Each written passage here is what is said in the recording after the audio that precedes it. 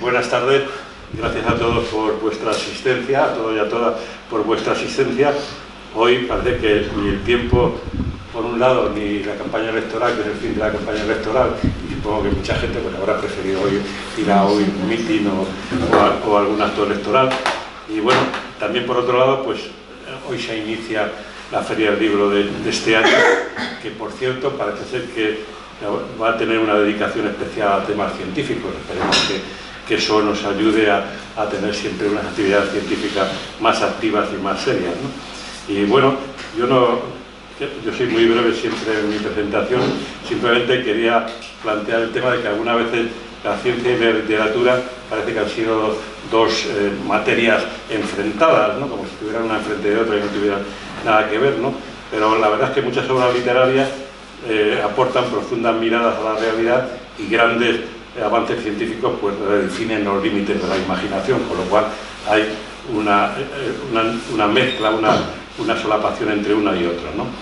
En la época helenística Platón dijo que bueno, los poetas iban por un lado, los filósofos por otro y los científicos con otro, y los separó unos de otros, pero durante toda la Edad Media pues así fue. Hubo que esperar al Renacimiento para que cambiara esta visión y se rompieran estas barreras de diferenciación entre filósofos, poetas y científicos, ¿no? De hecho, Leonardo da Vinci pues, era poeta, era pintor, era médico, era biólogo, era físico, es decir, daba una visión total de las artes y de la ciencia, ¿no? Y bueno, después en el siglo XIX, sobre todo al principio, con la aparición del positivismo científico y de la industrialización, pues también se desligaron bastante la ciencia y la literatura, aunque hoy parece que realmente se va haciendo una cierta recuperación y un cierto acercamiento. Hay una frase de Edgar Allan Poe que me parece muy interesante, que es que cuando la ciencia llega hasta el mismo borde del conocimiento, necesita imaginación más que otra cosa, y la imaginación la tienen que recoger de la literatura, ¿no? Era una forma de vincular, lógicamente, una y otra, ¿no? Y bueno, como dicen algunos autores, pues los párrafos de Galileo y su descripción de la Luna, pues evidentemente unas páginas literarias, ¿no? Llenas de literatura, ¿no? Y bueno, pues no seguir más en este terreno y ser breve, simplemente decir que literatura y ciencia, aunque son campos diferentes, en realidad comparten a la imaginación como elemento común.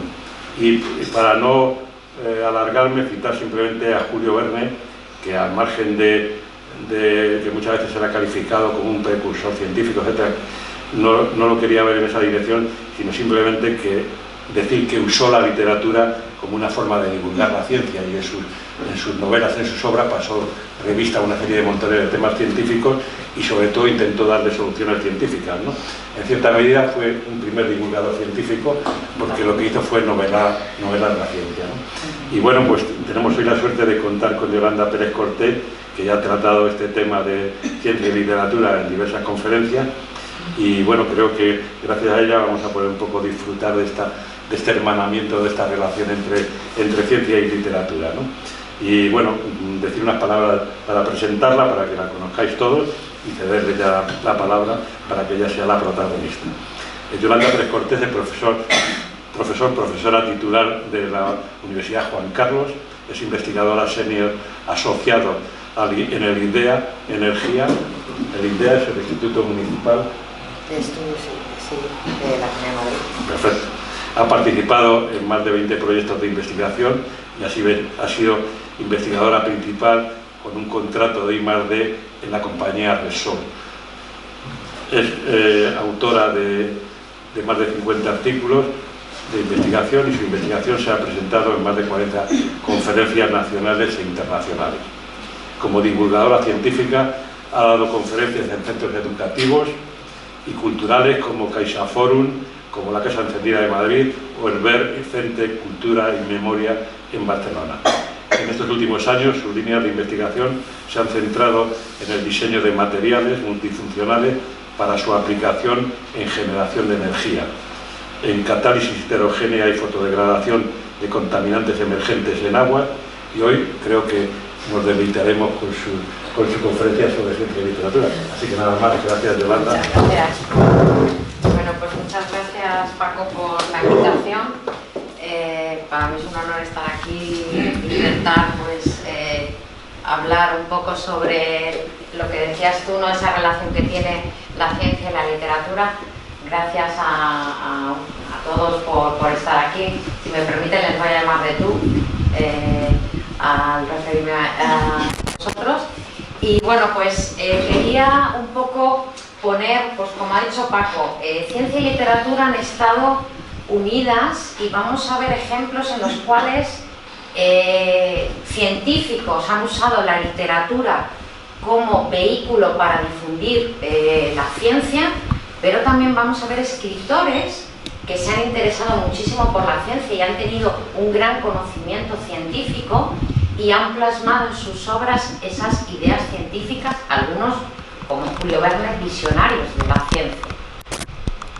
Voy a empezar por el siglo XVII con Robert Boyle, que desde ya pequeñito se interesó por la ciencia y pudo dedicarse a ella en gran parte porque su padre era muy rico.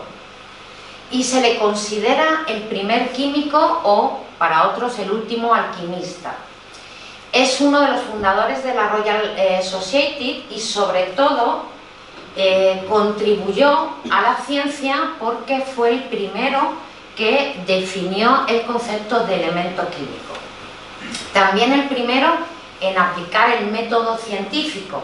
Él decía que una teoría tenía que ser probada de manera experimentalmente.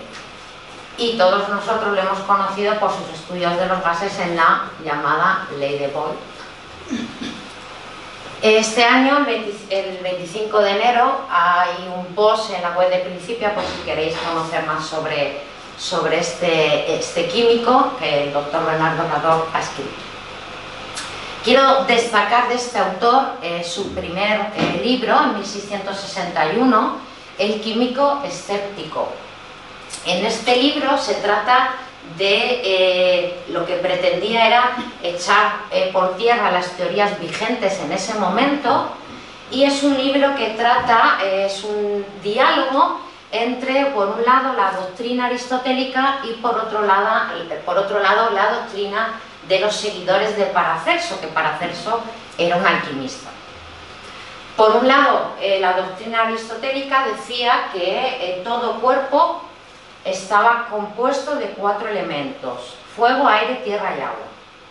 Y, por el contrario, para los seguidores de Paracelso decían que la sustancia estaba compuesta de 3: azufre, mercurio y sal.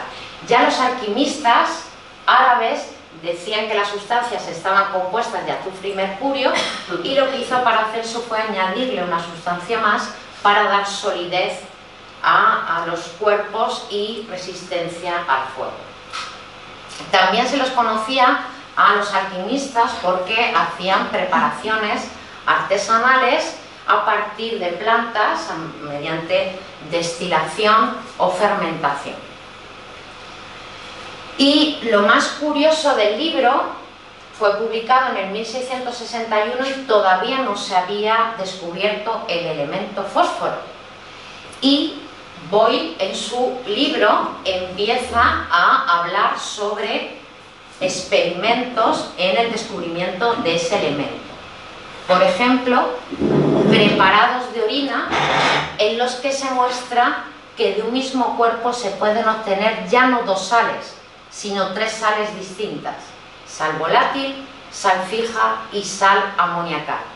La sal fija, que he percibido, no es muy distinta de la sal marina, se estaba refiriendo al cloruro de sodio.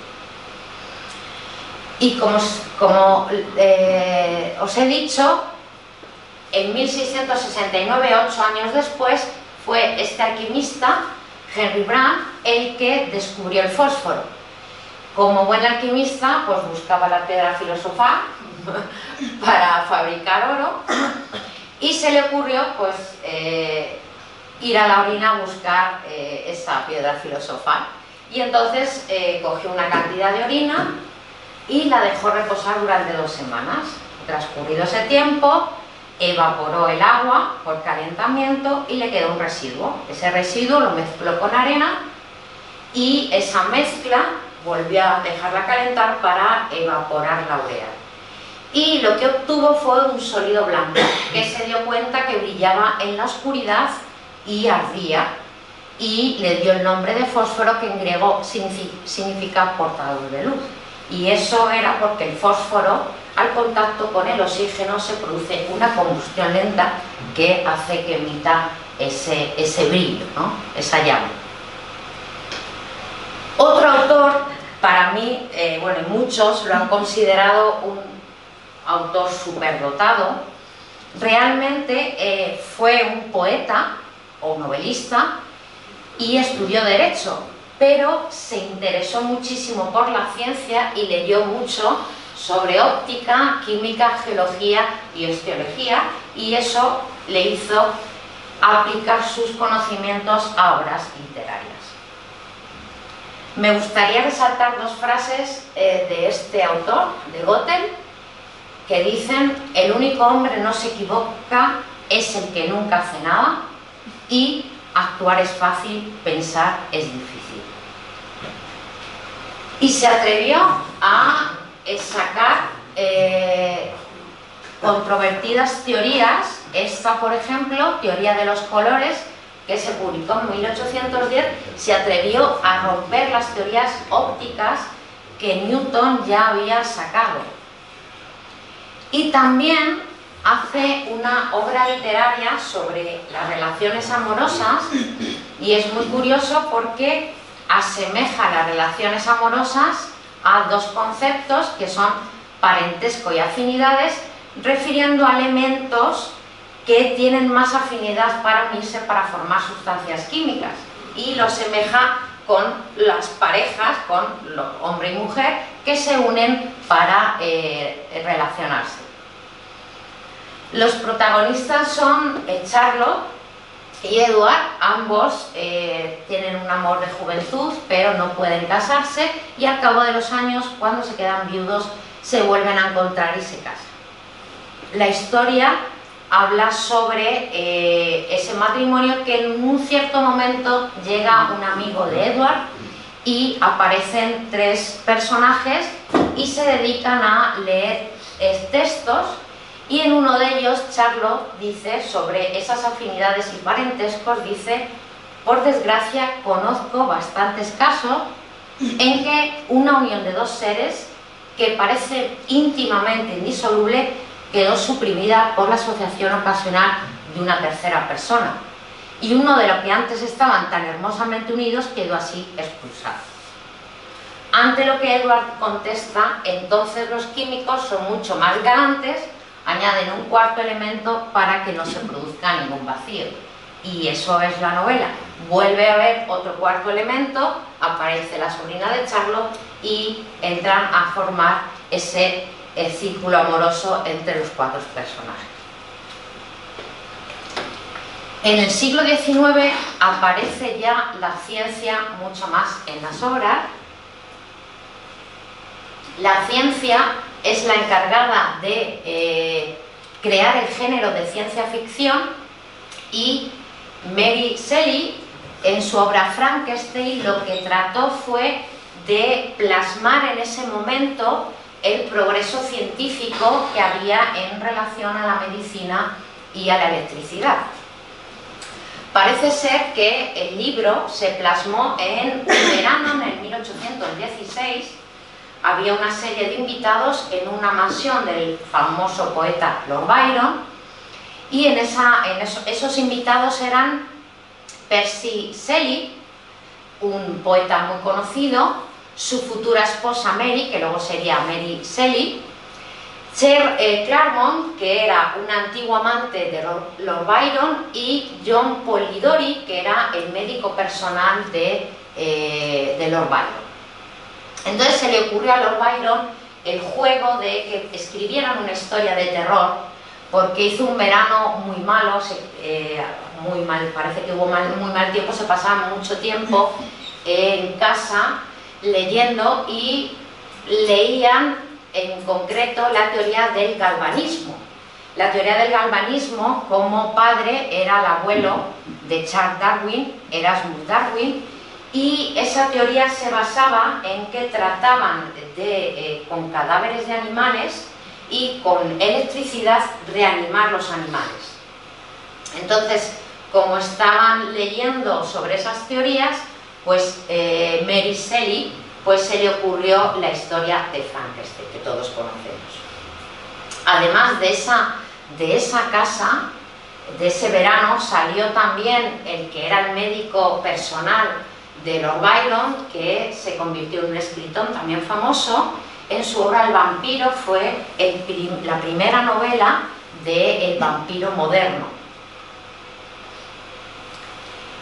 En la obra, el narrador protagonista pues se le ocurre estudiar en la Universidad de Múnich y se va para la Universidad de Múnich. Él había estado leyendo sobre ciencia y estaba interesado en ciencia, y habla con un profesor, y el profesor le dice, estamos hablando de 1818, pues el profesor le dice: no esperaba encontrarme a ningún discípulo de Paracelso en el siglo de la Ilustración y la ciencia. Y le recomienda a este profesor que vaya a hablar con un amigo suyo químico para que le guíe, ¿no?, en su estudio sobre la ciencia. Y ese profesor químico le dice: la química es la parte de la filosofía natural en la cual se han hecho y se harán los mayores progresos. Precisamente por eso la escogí como dedicación, pero no por ello he abandonado las otras ramas de la ciencia. Mal químico sería el que se limitara exclusivamente a esa porción del conocimiento humano, si su deseo de ser un auténtico hombre de ciencia y no un simple experimentazorcillo. Le aconsejo encarecidamente que se dedique a todas las ramas de la filosofía natural, incluidas las matemáticas. Y eso es lo que hizo. Se dedicó a estudiar durante 2 años las ciencias, y ahí es cuando se dio cuenta el protagonista de lo importante. Y os leo esta parte: en la investigación científica continuamente se alimenta la pasión por los descubrimientos y las maravillas. Y se empieza el protagonista a hacer preguntas. Cuanto más indaga sobre la ciencia, pues empieza a hacer preguntas que todos nos hemos hecho en algún momento. ¿Dónde residirá el principio de la vida? ¿Cuántas cosas podríamos descubrir si la cobardía o el desinterés no entorpecieran nuestras investigaciones? Y es lo que conocemos por Frankenstein, la novela. Como bien ha dicho Paco, Julio Verne fue un visionario. Fue un visionario porque era un escritor. Es verdad que leyó mucho sobre ciencia y tenía conocimientos pues, físicos, astronómicos, geográficos. Fue muy curioso porque escribió muchísimas novelas de aventuras y sin embargo prácticamente no salió de Francia. Todo lo tenía en su imaginación. Solo se conoce algún viaje que hizo a Escocia o Inglaterra. Y sin embargo pues hablaba sobre submarinos, viajes en globo. De hecho, leía sobre el descubridor de la tabla periódica, Dmitri Mendeleev, y le calificaba en sus obras como un genio científico.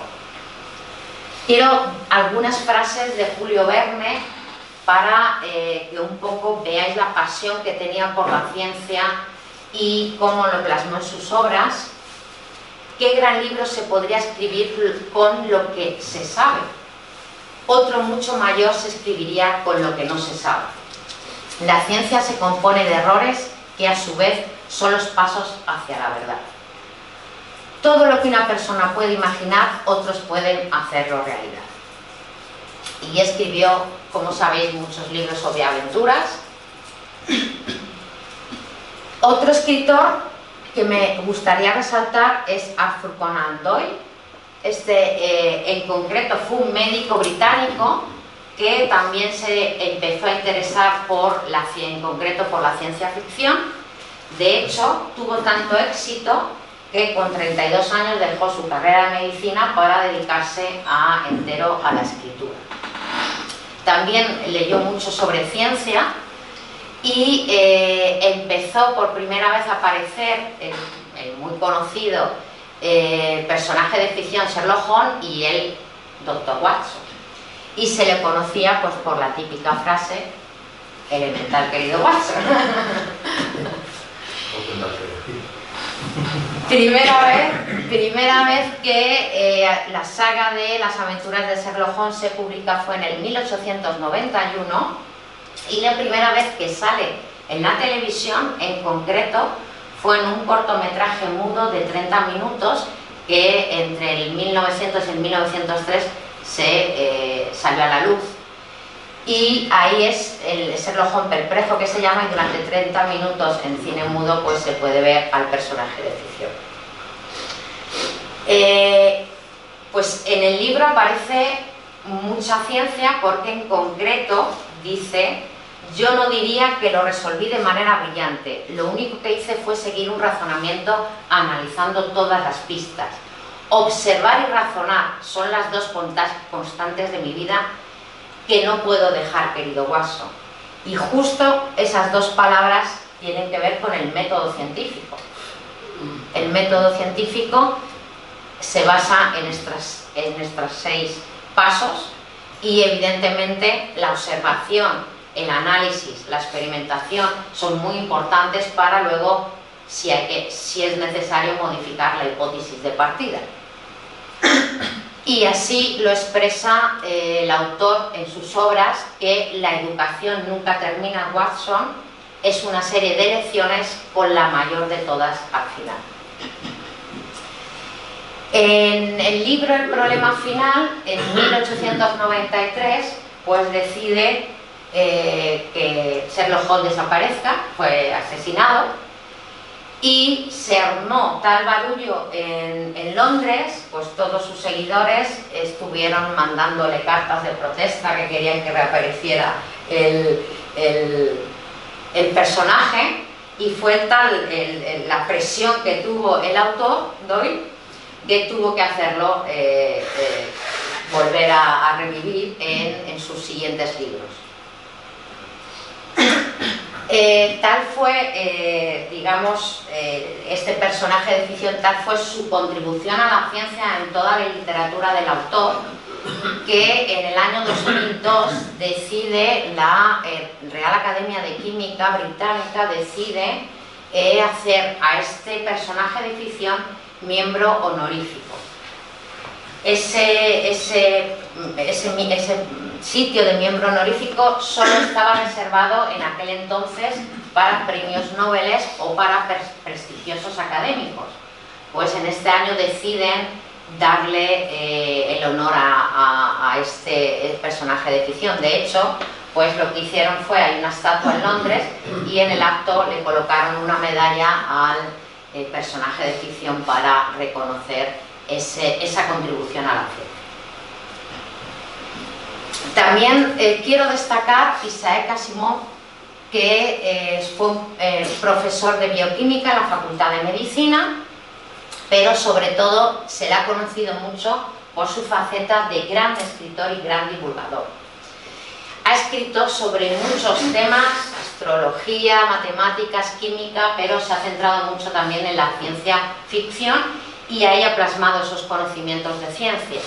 Ha obtenido varios premios, el premio Nebula y el premio Locus y Hugo en 1977, y tal fue su nombre y su contribución a la ciencia que en 1981 decidieron nombrar un asteroide, en concreto el 5020, con su nombre, Asimov, en reconocimiento al autor. Hay una cosa curiosa de este autor, y es que en 1964 publicó un ensayo donde predecía lo que iba a ocurrir en el 2014. Y me he quedado con 3 primeras frases, con 3 primeras predicciones. La primera es que las comunicaciones serán audiovisuales y uno podrá ver, además de escuchar, a la persona a la que llama. Y en concreto esa predicción se llevó a cabo en ese año, o sea que acertó, aunque se adelantó. También en el 1964 ya dijo que iba a haber una planta de fusión de energía, o 2, y ahí es una realidad. Está el ITER, es una planta de energía de fusión que está en Francia. Es verdad que se ha retrasado su su apertura, ya están haciendo pruebas experimentales para producir esa energía de fusión. Está implicada Europa, está implicada Estados Unidos, China, Japón, Corea del Sur y la India. Y esperemos que en pocos años pueda estar operativa, porque es una de las energías, pues la del sol, que no se agota, puede estar operativa continuamente y produciendo energía.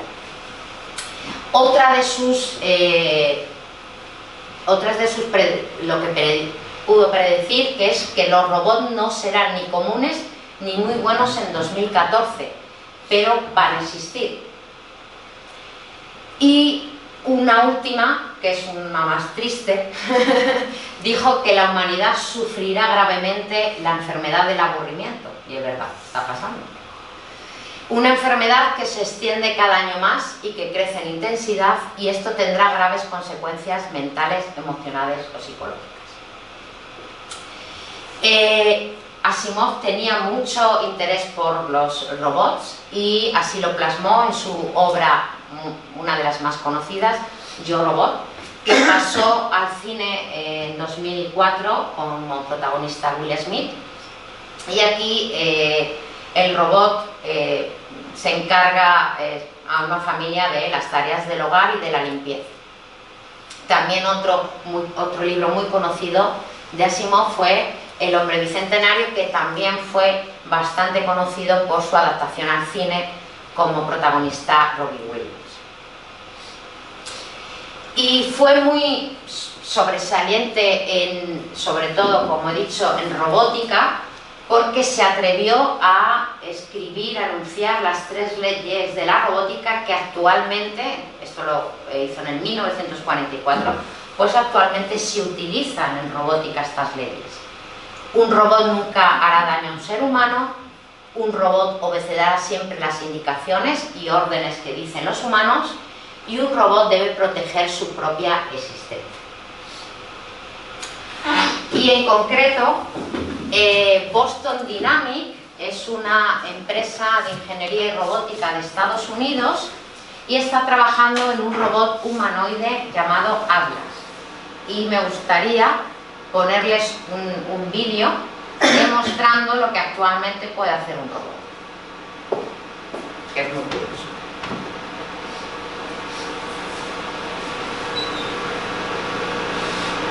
Es un vídeo cortito. A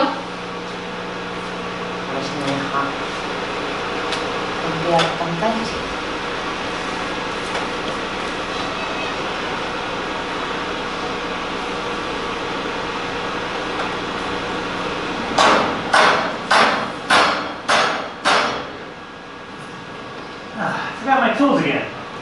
Dice que se le han olvidado de nuevo las herramientas.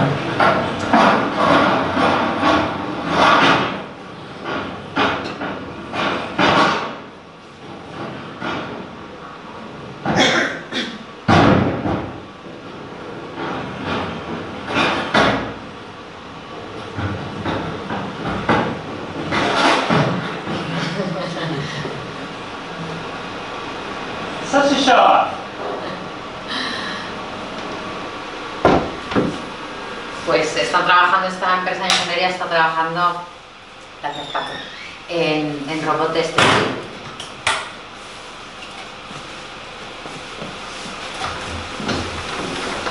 Primo Levi, pues químico, pero también un excepcional escritor. Os recomiendo este libro, El sistema periódico. De hecho, en 2006 la Royal Institution of Great Britain lo nombra como el mejor libro de ciencia. Primo Levi utiliza, es un libro con 21 capítulos y utiliza los elementos para relacionarlos con personas y también cuenta en algún episodio, o sea, en algún capítulo cuenta lo que para él en todos sus años ha significado la química, sus experiencias desde niño en relacionarse con estos elementos. Voy a contar la anécdota de uno de los capítulos, que es el nitrógeno, en el cual cuando está trabajando como químico le encargan que produzca alosana, y este compuesto él se va a intentar ver cómo lo puede sintetizar, y uno de los modos de sintetizarlo es a partir de ácido úrico por oxidación con ácido nítrico. Entonces estamos en época de posguerra, hay pocas sustancias químicas, y decide pues coger el ácido úrico, como sabe que está en los excrementos de los pájaros en un 50%, pues piensa que pueda cogerlo de los excrementos de las gallinas.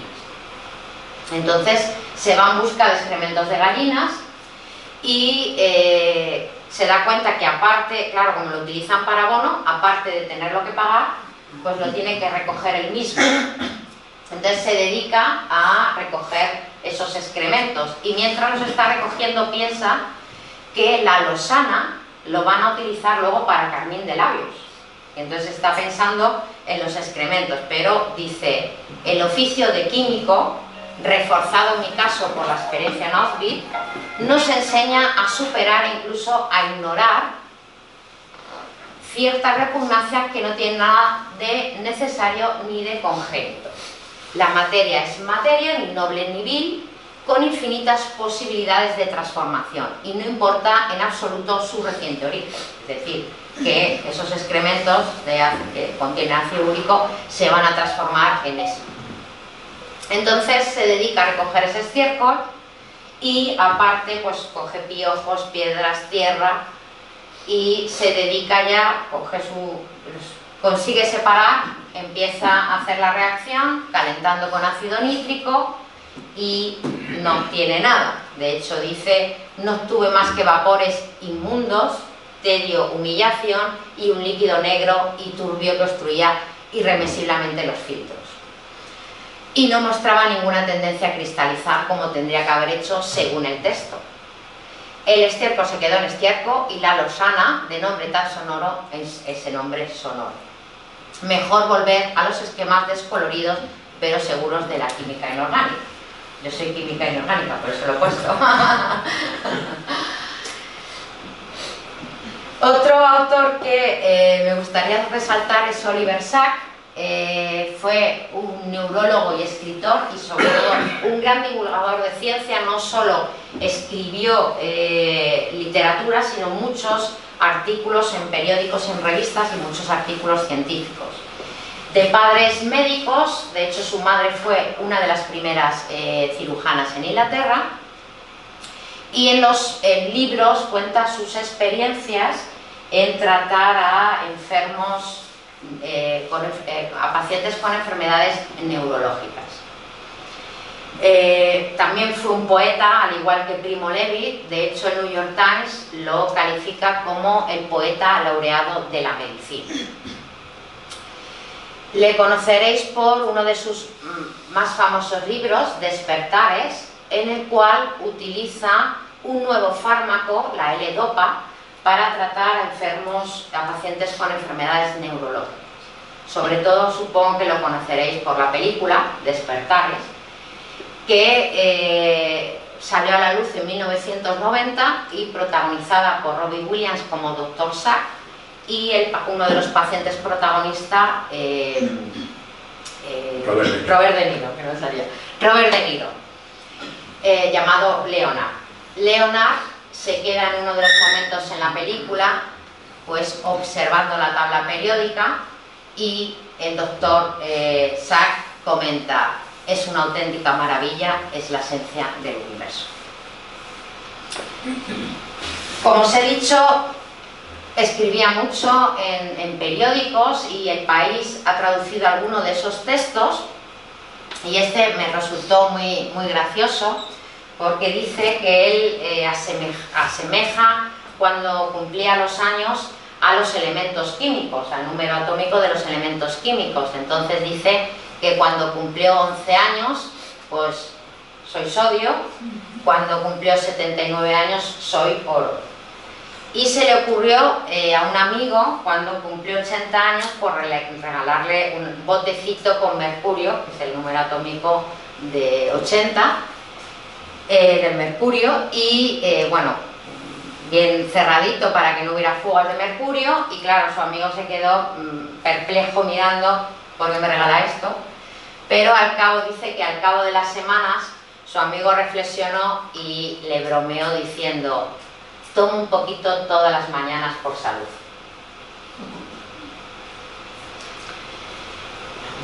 También un buen escritor, novelista británico y guionista, se le conocen también libros que se han hecho famosos por su paso a película, es Ian McEwan. Fue tanto que el Times le puso en la lista de los 50 mejores escritores británicos desde 1945. También pues, es miembro de la Royal Society de Literatura, de la Royal Society of Art y de la American Academy of Art y Science. Uno de los libros con el que consiguió un premio, el premio Smith de Literatura, fue con Expiación, que lo han colocado el número 40 de los 100 mejores libros del siglo XXI. Salió al cine en el año 2007. También ha escrito en el 2010 Solar, es un libro dedicado al género climaficción, en el cual este género intenta relacionar la ficción con temas climáticos y plasma sus sensaciones en un viaje al Polo Norte. El protagonista es un físico ganador de un premio Nobel y hay un estudiante que le está persiguiendo intentando dar solución al cambio climático, que el físico se interese por ello mediante la fotosíntesis artificial.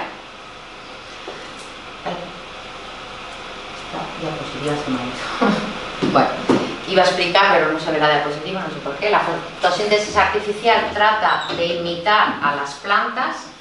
Las plantas, a partir de CO2, agua y la energía del sol, transforman eso en su propia alimento, glucosa y oxígeno, y lo que se intenta con la fotosíntesis artificial es pues imitar a las plantas, el producir a partir de sol energía. Hay dos procesos: a través de el agua producir hidrógeno como fuente de energía, y otro proceso importante es, a partir de agua y combinándolo con CO2, reducir el CO2, conseguir metano, que es el gas presente en el gas natural. Pero actualmente las investigaciones van más allá. Esta es una noticia de esta semana, y han conseguido, pues con este reactor que veis aquí, que tiene agua, aquí luz solar, mediante un simulador solar, CO2 en el interior, pues han conseguido, a partir de ese CO2 y agua, han conseguido combustibles solares como etanol y propano.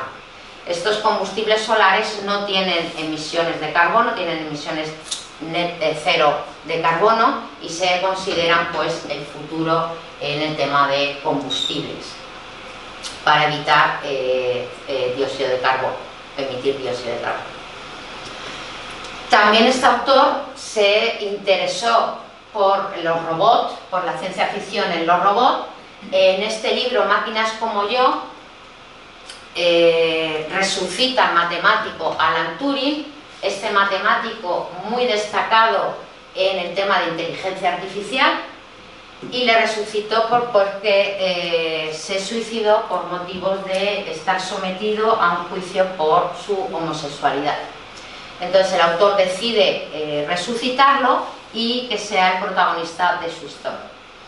Y en este libro, pues ya es más reciente, en el 2019, se siguen haciendo las mismas preguntas sobre si son peligrosos o no los robots, qué es lo que los hace humanos, dónde están los límites éticos, que es lo que ahora se está barajando con la inteligencia artificial, el fin justifica los medios, y si puede una máquina llegar a entender la complejidad moral de las decisiones del ser humano. Ya un poquito más actual, este catedrático de biología celular, José Ramón Alonso, de la Universidad de Salamanca, que es un neurobiólogo y igual es un gran divulgador, ha escrito en distintos periódicos, El País, ABC o El Mundo, y sobre todo ha investigado sobre el cerebro y enfermedades como la depresión y el autismo. Hay un libro que me gustaría destacar de él, que es bastante reciente, se ha publicado en el 2022, que se llama El cerebro enamorado. Y en él explica cómo puede la ciencia explicar, o cómo con la ciencia podemos entender el proceso del amor. Y cuenta una cosa muy curiosa, que la verdad que no sabía, que fue Aristóteles el que decía que el amor estaba en el corazón, y de ello, pues siempre que nos referimos al amor, pues dibujamos un corazón, como si estuviera relacionado con esa idea de Aristóteles de que el amor estaba en el corazón, pero la realidad es que el amor está en el cerebro. La ciencia ha estudiado mucho el proceso del amor, y el amor es pura química. Vamos a verlo. Se conoce ya bastante sobre el proceso del enamoramiento. En concreto, en la parte de atracción física, se sabe que los hombres utilizan el sentido de la vista para la atracción física. Sin embargo, las mujeres más utilizan los oídos. Pero sobre todo entran a formar parte lo que se llaman las ferormonas. Sin darnos cuenta, estamos oliendo a las personas, el olor que desprenden, y nos sentimos atraídos por ese olor, por las llamadas ferormonas. También entran a formar parte otras sustancias que son las hormonas sexuales, en el caso de los hombres la testosterona, y en el caso de las mujeres los estrógenos. En las distintas etapas del enamoramiento, pues hay ciertas sustancias químicas que entran en juego en el cuerpo. Todo ocurre en el cerebro, o sea, todo lo que experimentamos ocurre en el cerebro, y esas sustancias lo que nos hacen en muchas ocasiones es que cuando nos enamoramos, todo lo habremos notado, pues que nos cuesta concentrarnos, pues nos cuesta dormir, tenemos falta de apetito, y todo eso es provocado por las sustancias químicas que el cuerpo expulsa cuando nos enamoramos. Por ejemplo, dopamina.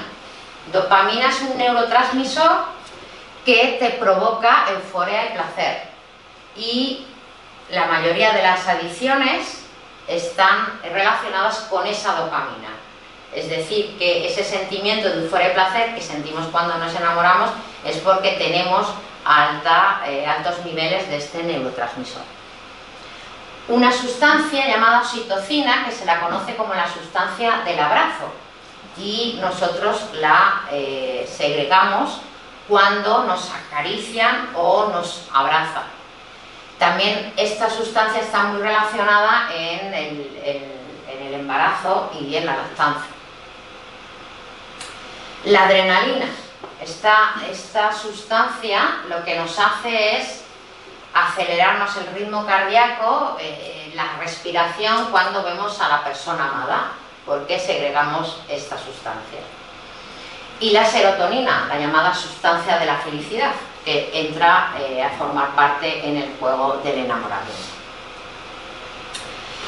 Esta sustancia, la oxitocina, la llamada sustancia del abrazo, que segregamos cuando nos acarician, pues se ha trabajado en investigación con ella. Esto es una publicación en una revista muy prestigiosa de ciencia, en Nature, donde hicieron en el 2005 una investigación de bueno, el título es La oxitocina incrementa la confianza en humanos, y en el artículo investigaron sobre una serie de hombres y mujeres a los que se les daba de manera inhalado por la nariz, se les daba esta sustancia, y comprobaban que al tener esta sustancia en el cuerpo, pues las personas ganaban confianza y tenían mejor relación social. Pero parece ser que este estudio se ha intentado reproducir y no ha vuelto a dar estos resultados, para que vean la parte a veces de la ciencia en no reproducir resultados. Pero sí que quiero destacar lo que se está haciendo actualmente con la oxitocina, y esto es un estudio más reciente, publicado a finales del 21, hay más estudios sobre esto, y es que la oxitocina se está estudiando para el autismo en niños, y sí que han visto que ayuda al aprendizaje social de los niños con autismo, y están trabajando en esta terapia con esta sustancia. Llegamos a la etapa del enamoramiento, en la cual también hay una sustancia muy importante, que son las endorfinas, que hemos hablado muchas veces de ellas, que para que veáis el efecto ese de euforia que dan las endorfinas, y es porque su acción farmacológica es análoga a la actividad de la morfina. Y sobre las endorfinas también se ha investigado mucho. He encontrado a un autor, Robin Dunbar, que se ha especializado en investigar sobre neurobiología del distanciamiento social y sobre estudiar estas endorfinas, cómo afectan, sobre todo en la época de la pandemia, cómo afectaba el distanciamiento social a nuestro cuerpo, y vio que la falta de estimulación social afectaba al razonamiento y a nuestra capacidad de hacer frente a enfermedades físicas y mentales. Y también muy importante, muy interesante, es que las endorfinas ayudan a estimular nuestro sistema inmunitario. Por eso es tan importante, pues, dedicar tiempo a estimular la secreción de endorfinas. ¿Cómo? Pues bailando, riendo, saliendo con amigos, haciendo deporte, y segregas esas endorfinas no solo para el placer de sentirte bien, sino también para estimular el sistema inmunitario. ¿Qué pasa después de un tiempo? Pues cuando el amor se consolida, la dopamina desciende los niveles y la pareja se consolida y se estabiliza, y solo hay dos sustancias que parece ser que son las que están en esta etapa, que es la oxitocina, que es la encargada de mantener unidas las parejas, y la vasopresina, que parece ser que está relacionada con la monogamia. Y siempre se ha dicho que el amor es ciego, y han descubierto por qué se dice que el amor es ciego, que hay veces que nos enamoramos y parece que no tenemos, que no razonamos con claridad, ¿no? Y lo investigaron unos científicos, y lo que hicieron fue tomar imágenes de cerebros enamorados, y vieron que estaba afectando, pues, los circuitos del sentido crítico. Entonces, esos cerebros enamorados tenían como adormecido la parte del cerebro del sentido crítico, y por eso puede estar relacionado con esa frase del amor es ciego. Se han hecho más estudios sobre esto, este es más reciente, y en este, pues, se estudian los cambios del cerebro relacionados con el amor, y aquí han visto también a través de imágenes de resonancia que hay un aumento de la actividad de las regiones cerebrales implicadas en el proceso de la recompensa, la motivación y la regulación de las emociones. Es decir, cómo afecta, qué cambios hay en el cerebro en el proceso de enamoramiento. Me gustaría destacar también este libro de Cuestión de olfato, de Bill Hanson, que habla sobre el mundo de los olores. Es un neurocientífico neurotología, director del Instituto de Max Planck de Ecología Química en Jena, en Alemania, y sobre todo pues trata de ver qué relaciones hay en el mundo animal y en el mundo vegetal a partir del olor, cómo los animales y las plantas se comunican a través del olor. El olor es muy importante. También alerta sobre la contaminación del antropoceno, que ha cambiado muchas dinámicas de animales y vegetales. Y el antropoceno es un concepto científico, una declaración política, pues es una parte de la geología que han formado un grupo de trabajo, hay un español, en el que tratan de mirar la geología desde otro punto de vista. Aquí dice este investigador que antiguamente la geología se veía hacia el pasado y hay que mirar hacia el futuro. Alerta también que los humanos estamos alterando la atmósfera y los océanos, y eso está repercutiendo en toda la vida, tanto vegetal como animal. También en el libro, Bill Hudson intenta alertar de lo destructivo que es el dióxido de carbono, no solo por el cambio climático, que es muy importante, cómo está afectando al aumento de la temperatura en la Tierra, sino que, por ejemplo, el CO2 hace que disminuya el pH de los océanos. Tanta cantidad de CO2 baja el pH de los océanos y repercute en toda la vida marina. También está repercutiendo en el olfato de los animales para relacionarse, para buscar alimento, etc. Y pues para que vean cómo ha evolucionado las emisiones de dióxido de carbono en todos los años, cómo ha habido un incremento gigantesco de esas emisiones de dióxido de carbono, y alerta en su libro que es bastante peligroso. El 80%, esto es así, porque actualmente el 80% de la energía mundial está basado todavía en combustibles fósiles.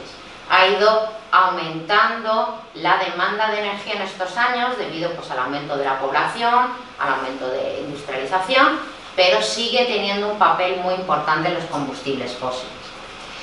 El Pacto Verde Europeo se trata de que en el 2050 llegar a lo que se llama neutralidad de carbono. La neutralidad de carbono es necesaria en el sentido de recoger la misma cantidad de dióxido de carbono que emitimos y para que llegue a ese balance cero. También hay otra parte importante que es el límite del aumento de la temperatura. Como ya hemos visto, pues se está incrementando anualmente la temperatura en la Tierra y no solo nos repercute en nuestro día a día, sino que para sequía, animales, está afectando mucho ese aumento de temperatura. Con la guerra de Ucrania, una de las cosas que ha favorecido es la transición energética. El no disponer del gas ruso pues ha hecho que las renovables crezcan un 25% en este último año, y la energía solar y la fotovoltaica en la Unión Europea han superado por primera vez al gas natural, con lo cual estamos impulsando cada vez más las energías renovables. El sentido en el libro de Cuestión de olfato habla de los olores de los seres humanos también, y cómo es posible que un aroma nos transporte a otro tiempo, a otro lugar. Y para ello os recomiendo que os leáis el libro del perfume, en el cual pues habla sobre ese efecto de los olores, como oliendo algo me puede evocar algo vivido o me puede evocar a una persona. En el libro del perfume, el protagonista demuestra cómo al oler uno de los perfumes pues le lleva a una zona de paseando por jardines napolitanos al atardecer, se ven los brazos de una mujer de cabellera negra y vislumbró la silueta de un ramo de rosas en el alféizar de la ventana. ¿Y por qué nos evoca un olor a recuerdos, a vivencias? Pues porque el sentido del olfato está relacionado con el cerebro. Nosotros cuando olemos, la sustancia aromática pasa a la pituitaria, a la nariz, bueno, en concreto se mezcla con la pituitaria amarilla y esa sustancia pasa en la pituitaria amarilla, al mezclarse con esa sustancia aromática, pues pasa al bulbo olfatorio, donde la sustancia química se transforma en eléctrica, en una carga eléctrica, y esa carga eléctrica va al cerebro y justo en concreto va al sistema límbico, que es la zona donde tenemos las emociones, sentimientos y donde se almacenan los recuerdos. Por eso, como nos ha pasado muchas veces, estamos resfriados y tenemos taponada la nariz y no olemos bien, y al comer no podemos saborear la comida, porque también aparte del sentido del olfato, pues el sentido del gusto está relacionado con el cerebro.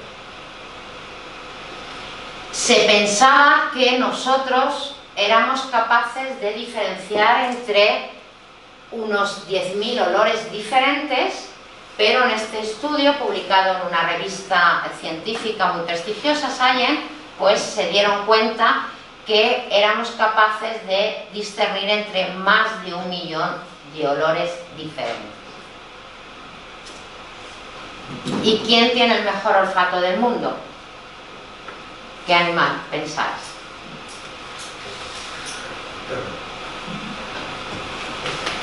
Yo también lo pensaba. Hay otro.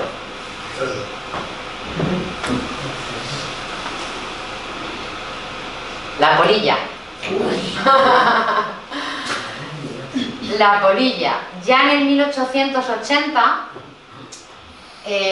este fue uno de los primeros científicos que se dio cuenta que las polillas hembra atraían a los machos desde kilómetros y kilómetros por el sentido del olfato.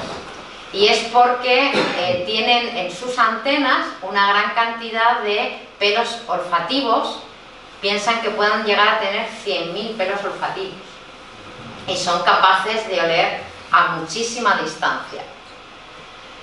Y también son capaces de detectar, fijaros, 1000 veces más que los seres humanos. Y han aprovechado esto los científicos. Han construido un dron para detectar olores a partir de la antena de una polilla. Han cogido una antena de una polilla y han sido capaces de desarrollar, que lo llaman Smell Helicopter, que es capaz de detectar olores por esta polilla. Unos investigadores jóvenes de la Universidad de Washington.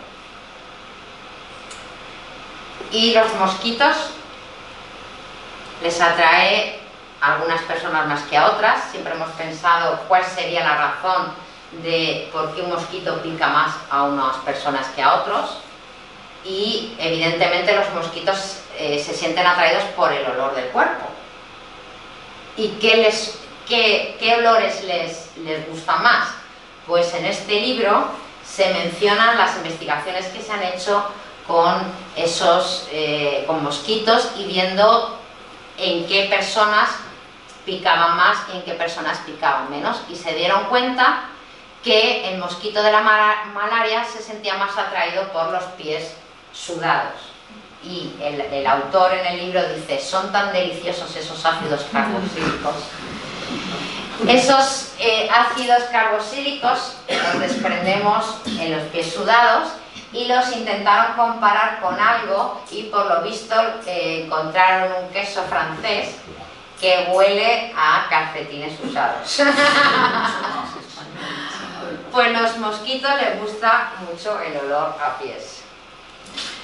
También se dieron cuenta, nosotros cuando exhalamos, expulsamos acetona, pero es verdad que los diabéticos expulsan más acetona, y se dieron cuenta que picaban más a los diabéticos porque los mosquitos se sentían más atraídos por las personas diabéticas, por esa acetona de más que expiran.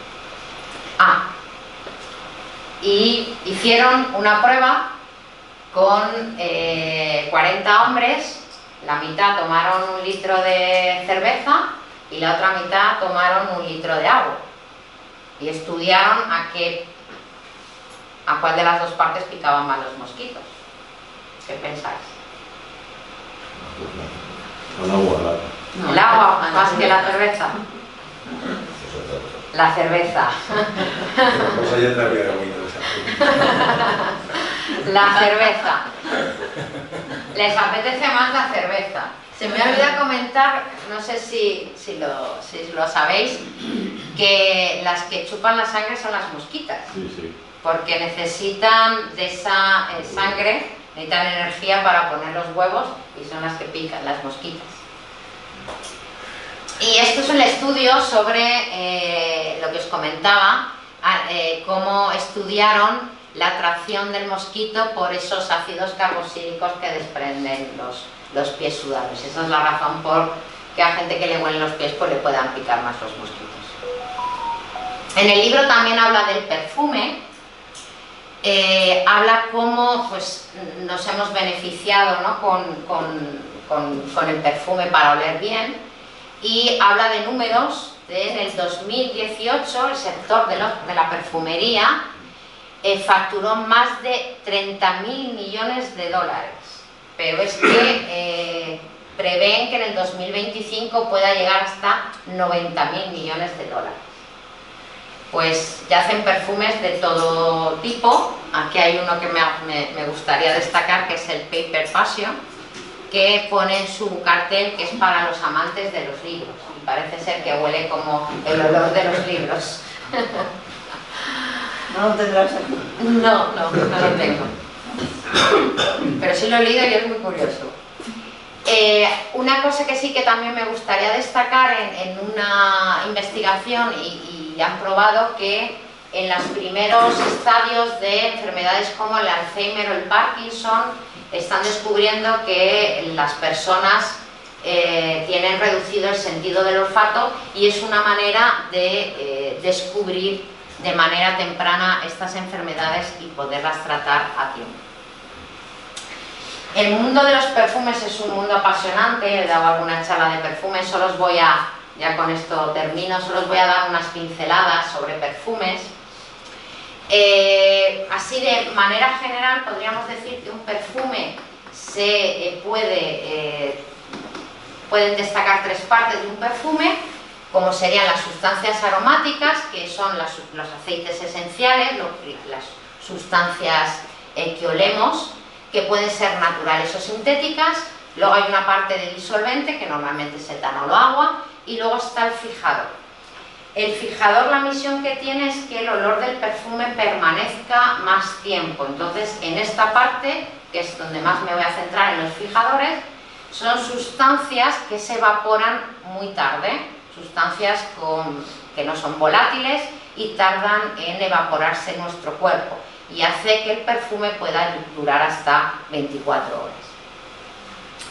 Los aceites esenciales, antiguamente se utilizaban los naturales a partir pues, de distintas partes, flores, hojas, raíces, y esa extracción de la sustancia aromática se realiza por distintos procesos, pues destilación, extracción, maceración.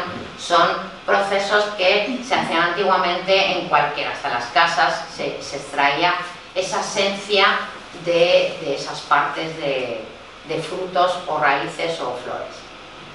Me voy a centrar en algunos fijadores curiosos, como el pachulí.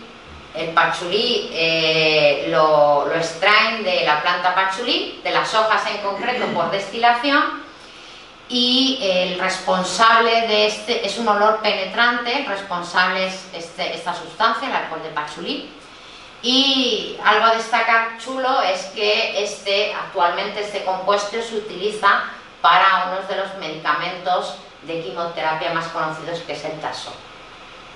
Y como curiosidad, pues estas hojas de la planta de pachulí, con ese olor penetrante que tenían, pues en los años 60 parece que los hippies los utilizaban para amortiguar el olor de la marihuana, para que no se les oliera el olor de la marihuana. Y también se han utilizado mucho en la guerra de Vietnam para ponerlos encima de las hojas de pachulí con ese olor tan penetrante, para ponerla encima de las tumbas de los estadounidenses, lo ponían encima de las tumbas de los soldados enemigos muertos para disimular el olor del cadáver. Hay otros fijadores de origen animal. Este es en concreto de esta civeta africana.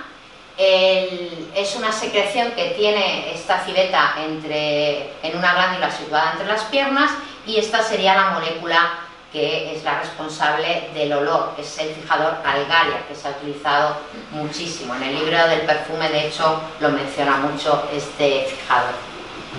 Y como curiosidad, el ámbar gris. El ámbar gris procede en un primer momento, de un vómito fecal que expulsan algunos cachalotes, que son estos anfibios, y los expulsan solo algunos porque los cachalotes tienen una alimentación a base de moluscos, y muchas veces esos moluscos le hacen heridas en los intestinos, y al tener dañado el intestino, pues tienen ese vómito de tipo fecal. Cuando expulsan el vómito, la sustancia es viscosa y tiene un olor, pues, de fecal, de olor fecal muy desagradable, pero con el tiempo, con la acción del sol, de la luz, es lo que conocemos por el ámbar gris, que es una sustancia que se endurece y tiene un olor muy agradable, y se ha utilizado como fijador muchísimo en los perfumes. Actualmente se utiliza más la sustancia química, sintética, pero sigue habiendo curiosidades ante el vómito del cachalote. Esta noticia es de hace unos años y se titula "El pescador que se hace millonario con el vómito de un cachalote". Y es un pescador de 38 años que estaba pescando, y de repente pues empezó a oler pues a algo fecal, y se acercó y vio pues que en ese momento debía haber vomitado el cachalote, y tenía toda la sustancia, y además lo dice ahí, pegajosa ahí en el agua, y la recogió porque se dio cuenta lo que era, y la recogió y se la llevó a casa. Y dice la noticia que el pescador, al cabo de los días, pues se ha convertido en lo que es el ámbar gris, endurecido por acción del sol. Y para que os hagáis una idea de lo que dan por 1 kilo, pues lo pagan a unos 35.800 euros, y él había recogido 75 kilos, con lo cual le habían hecho una oferta de 2,6 millones de euros por lo que había recogido. Vamos, mejor que la lotería.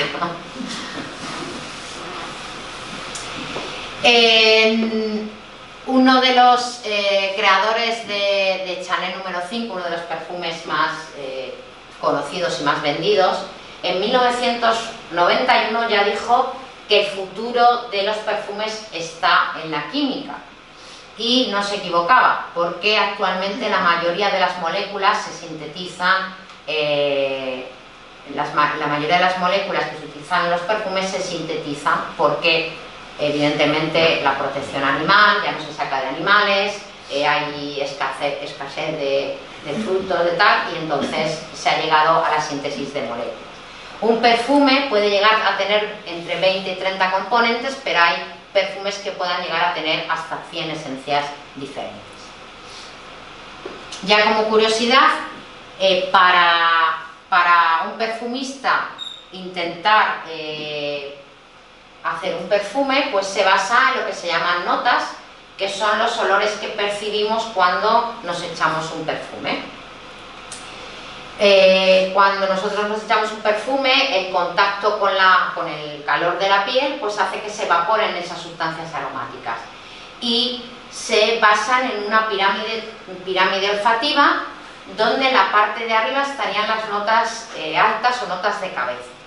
Ahí se suelen situar las sustancias más volátiles, esto quiere decir las sustancias que se evaporan antes. Es lo que da la primera impresión del perfume. Alguna vez nos hemos echado un perfume y al principio, los 10 primeros minutos, huele de una manera. Y es por esos, normalmente, sustancias basadas en cítricos que nos hacen ese olor en esos primeros 15 minutos. Una vez que se evaporan esas notas, pasa a lo que es la parte del corazón del perfume, que es el verdadero olor del perfume, que puede durar unas 4 horas, y luego estarían las notas base, que es los fijadores que os he comentado, que puede durar ese olor 24 horas. Como ejemplo, este perfume de Hugo Boss, en el cual describen el perfume con esas notas que os he explicado, esas notas de salida, de cítricos, o esta calone, notas del corazón y notas de fondo, que son esos fijadores que hacen duradero el perfume. Y como curiosidad, esta molécula, la calone, la descubrió un laboratorio farmacéutico, además muy conocido por las vacunas, COVID, Pfizer. Y este laboratorio, claro, un laboratorio farmacéutico descubriendo una molécula para perfumes, ¿no?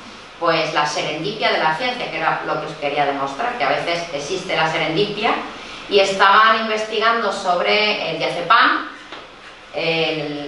sintetizando la molécula, y se encontraron esta molécula y vieron pues que olía de maravilla a como olor a mar fresco, y evidentemente la patentaron y la utilizaron, la patentaron y la vendieron para perfumes, y yo creo que le han sacado más partido que todo.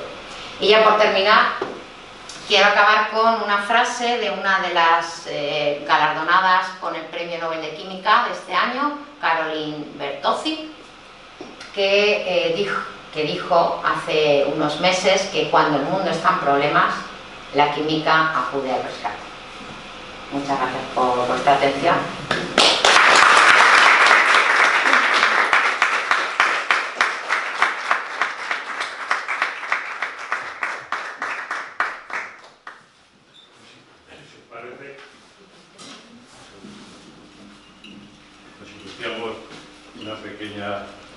Pequeño tiempo para hacer preguntas a la doctora Pérez Cortés.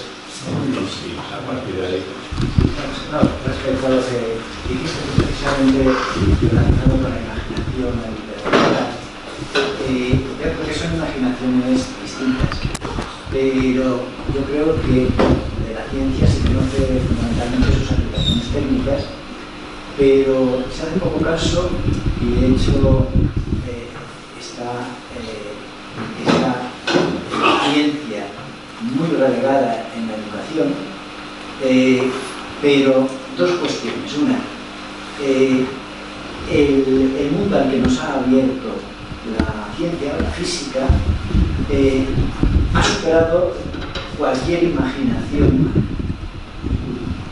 Y dos, las capacidades con que dota la ciencia al estudiante son capacidades como la capacidad de análisis, la síntesis, la elaboración, la independencia de campo, y contrasta con lo relegado que está en la educación. Por ejemplo, en el bachillerato, un alumno de letras tiene el 100% las asignaturas de letras. Un alumno de ciencias tiene de ciencias aproximadamente un 30%. Se dan casos de alumnos brillantes de ciencias que no pueden estudiar su carrera pues porque no saben por una nota floja en historia, por ejemplo, ¿no? Y bueno, pues quería indicar esto, ¿no?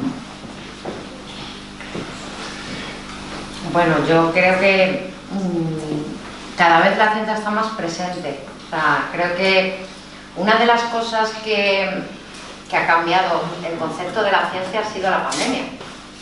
Que cuando hemos necesitado la ciencia ya ha estado para darnos las vacunas para enfrentarnos a la pandemia. Yo creo que ha puesto ahí un punto muy importante, pues un problema que ha afectado a nivel mundial y ahí ha estado la ciencia. Ya, de hecho, ya se estaba trabajando en vacunas contra virus similares y ahí ha estado la ciencia para sacar la vacuna para poder enfrentarnos al COVID. Pero en lo que se refiere al enriquecimiento de la mente humana, la ciencia está totalmente relegada. Vamos a ver. Hay alumnos que llegan al último curso de bachillerato, no saben que son electrónicos, por ejemplo. Y yo creo que tiene relación porque la enseñanza de la ciencia genera fundamentalmente capacidades. Yo creo que incluso la capacidad lectora se fomenta mucho más en el alumno de ciencias que lee y trata de comprender un problema que leyéndose el Quijote, ¿no? Y yo creo que también tiene que ver esa falta de educación en capacidades con lo que has comentado respecto al aburrimiento de mucha gente. Yo creo que el aburrimiento también está Bueno, sí, es un factor. actualmente, yo lo veo en mis estudiantes, ¿no? Que tienen de todo, o sea, todo, pero de nada, o sea, es decir, Pero eso no, pantalla. tienen todo pantallas. Al final muchas veces ni se relacionan. O sea, yo he visto, también la pandemia ha hecho un gran efecto ahí, pero ya hace tiempo que hemos salido de ese distanciamiento social que nos llevó a la pandemia y siguen no relacionándose y no. Entonces eso también les está desilusionando muchas cosas y hasta en los conocimientos. O sea, vienen con una base muy floja, están muy desmotivados, muy desilusionados y están viniendo con un nivel bajo, no solo en ciencias, sino en compresión lectora, o sea, en escritura, yo creo que tienen muchísimas distracciones con las redes sociales, con internet, con el TikTok, con todo lo que ha salido y están más interesados en eso que en otras cosas. Hoy, por ejemplo, los que están aquí no hay ningún joven. De espíritu todos. Los que había unos poquitos. Pero eso es porque están obligados. Son amigos míos. Eso no cuenta.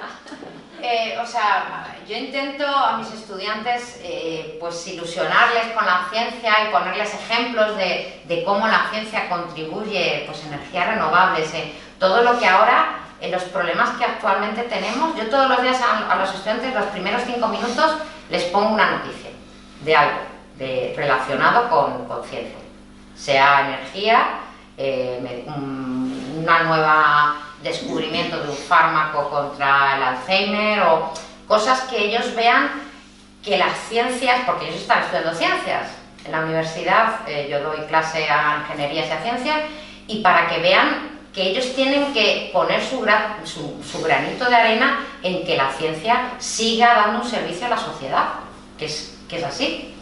Entonces, pero claro, pues es que tienen tantas distracciones a veces que no les estoy disculpando, pero también me pongo en su lugar y digo, jolín, es que claro, ver a una que les está contando un rollo aquí y lo interesante de uno en el TikTok bailando y pegando saltos, pues competir con eso es muy difícil. Perdón, no hagamos un diálogo.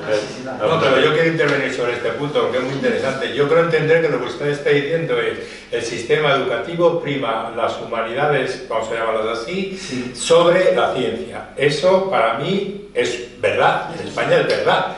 Es indudable que es verdad. Aquí, por ejemplo, tenemos a Rosa, que ha sido profesora y nos lo podrá confirmar. Eso puede provenir de varias situaciones que luego es la bola de nieve.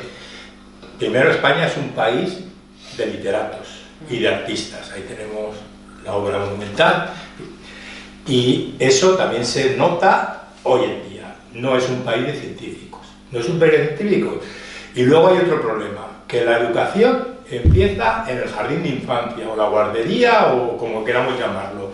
Y da la casualidad, que no es casualidad, que es la circunstancia del país, que es que los maestros de educación infantil y primaria son gente de letras, que muchos de ellos la última vez que vieron algo de ciencia fue en tercero de eso. Ahora ya está cambiando un poco, ya hay una especie de modalidad científica en lo que son las carreras de educación, lo que llamábamos pues, ser maestro, ¿no?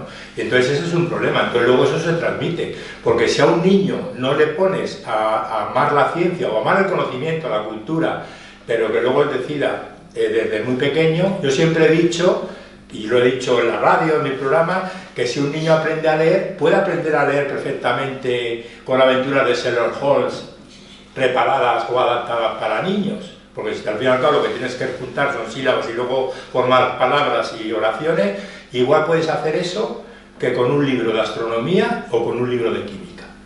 Y en España hay buenas editoriales, Susaeta, por ejemplo, que han hecho buenos libros orientados a la cultura general y a la ciencia en particular, pero en cambio no, los niños siguen aprendiendo. Yo en mi casa, mis hijos ya son mayores, pero cuando eran pequeños tenían el Quijote para niños.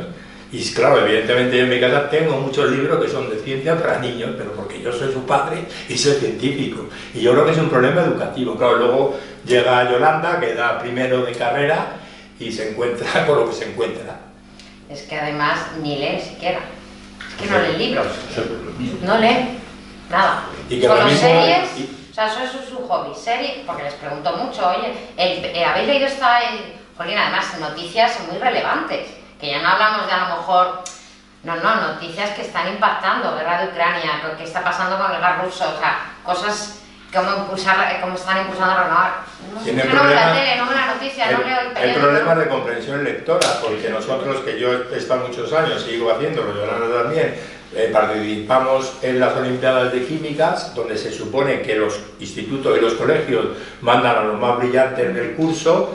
Y es que los profesores no protestan, los alumnos no protestan los profesores, pues los alumnos se atreven, porque le ponemos un enunciado de 8 o 10 líneas, porque nos gusta hacer un enunciado. Oye, si vamos a hacer una pregunta sobre electroquímica, pues a lo mejor contamos un poco la historia de la batería, porque también eso es cultura, y se pierden, y son en principio gente brillante, porque son los que han seleccionado a los colegios en los institutos para ir a las Olimpiadas. Y a veces es mejor aprender a entender un texto con un texto técnico, científico, que no con una novela. Porque tú puedes leer el Quijote y te puede gustar muchísimo, o te puede parecer un rollo, o puedes saltar casi y leer como él decía Woody Allen en su curso de lectura rápida, vamos a leer solamente las palabras pares, ¿no? Cosas así. Y cada uno luego los textos literarios los interpreta a su manera. Pero si tú estás leyendo un texto de física, te obliga una comprensión. Claro, te hace falta, porque si no, no vas a entender las leyes de Newton, por ejemplo. De todas maneras, también hay una cosa que es que se rinden enseguida. O sea, que cuando leen algo que no entienden, lo dejan. Claro, las capacidades no se improvisan y la capacidad de esfuerzo tampoco. Cuanto menos capacidades has generado, más esfuerzo te supone y más fácilmente lo dejas. Y tiene que ver también con la educación, todas esas... Perdona, hay alguien que, disculpa para no avisar, alguien quiere preguntar alguna cosa, quiere intervenir, lo digo más que nada para no avisar. Sí, perdón. María, sí. Bueno, vamos a ver, que nos estamos lamentando de todo esto y es verdad. Una pregunta, a ver, ¿podría establecerse un puente, Diego, entre las nuevas tecnologías y toda esa pasión de la gente joven que está entregada a la tecnología hasta el punto de que hoy casi uno se cae en la brecha del metro? Sí. En fin, ¿podría, Diego, por eso de lo científico, ¿no?, establecerse algún puente, algún modo de que se interesara por la ciencia, que se hicieran preguntas, ¿no?, por la ciencia que hay detrás de las... Pues fíjate, sé que en universidades se están haciendo cortos de ciencia, de 5 minutos, contando una historia, pues hasta en modo de teatro, en modo de cosas que... Lo que pasa que tienen que ser, como digo yo, tienen que ser muy cortos porque la inmediatez también la tienen, o sea, se cansan enseguida. Si le pones un vídeo de 10 minutos, dicen, ya, muy largo. Porque están acostumbrados al vídeo de TikTok de 1 minuto, 2, 3. Entonces, sí que se está intentando traspasar eso a las redes sociales, a vídeos cortos, a noticias más divulgativas para que se interesen por la ciencia. Es una manera de hacer puentes, o sea, de acostumbrarte a lo que ellos están ahora manejando. Yo lo hago con mis estudiantes. Pues les pongo a lo mejor alguna cosa de noticia más divulgativa de periódicos, en vez de ponerles el artículo científico, como he puesto aquí alguno, pues le pongo la noticia y intento hacerla un poquito más divulgativa y un poco más, porque es una manera porque si les pones a lo mejor un texto mucho más científico, no llega a ellos el conocimiento, ¿no? Y lo que pasa es que es complicado competir con cosas que le hacen gracia, porque la ciencia no hace gracia, ¿no? Bueno, o sea, es divertida, claro, pero si te apasiona. Suscitar el interés, esa es la... Es que eso es un trabajo que tenemos los profesores. Yo no comparto en eso. cada Yo curso. soy científico y he tenido más de 1000 actividades de divulgación. Yo creo que algunos ya me conocéis en esta sala. Y eso de la ciencia divertida, no. La ciencia no es divertida. La ciencia es dura. Ya, pero hay que dársela divertida para que se atraiga. O sea, vamos a ver, entonces es rendirte a la situación. No, yo entonces, esto sí que podemos decirlo de mucho más. Estos son mis principios, si no les gusta tengo otro. Bueno, pues no se puede explicar la ciencia en un vídeo de TikTok en un minuto, no, porque la ciencia es como la pirámide olfativa que tú has puesto ahí. Es que como no tengas una buena base, no vas a llegar a la cúspide. Pero es que en este aspecto, y también me han oído decir muchas veces, que lo importante no es que haya muchos científicos, lo importante es que haya buenos científicos. Yo prefiero una universidad de química, por ejemplo, en vez de admitir a 1000 alumnos nuevos en primero, que me admitan solo a 50, pero que yo sepa que esos 50 van a acabar y van a acabar brillantemente. Y que esos 50 luego van a ser buenos profesionales de la química. Es que a lo mejor estamos empeñados en que hoy la ciencia es una tarea, es una actividad difícil, y lo digo yo, que a lo mejor estoy tirando tierra contra mi tejado, ¿no?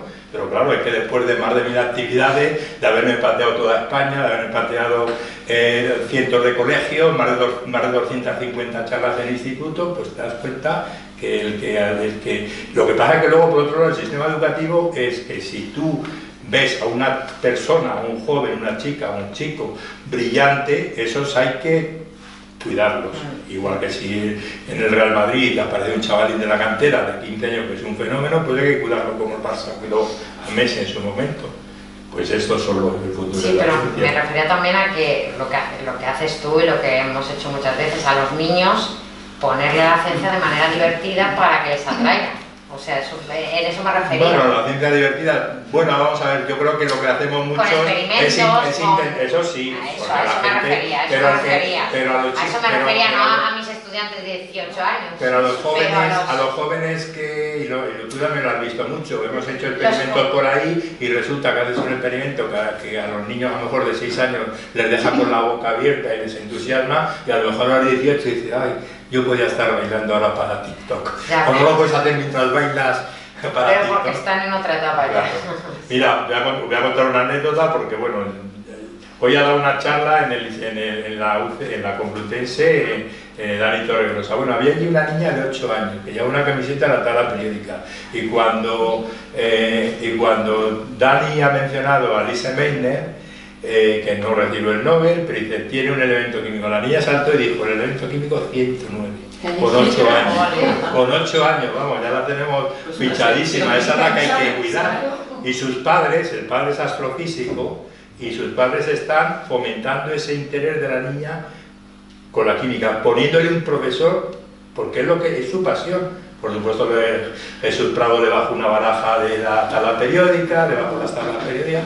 Hombre, eso es fundamental, la educación tanto en casa como, o sea, empezando por casa es fundamental, pero es verdad que pasa, muchos profesores o científicos intentan inculcarlo a los hijos y es verdad que muchas veces no cala en algunos. Sí, porque también a lo mejor ven al padre que está trabajando, a la madre que está trabajando.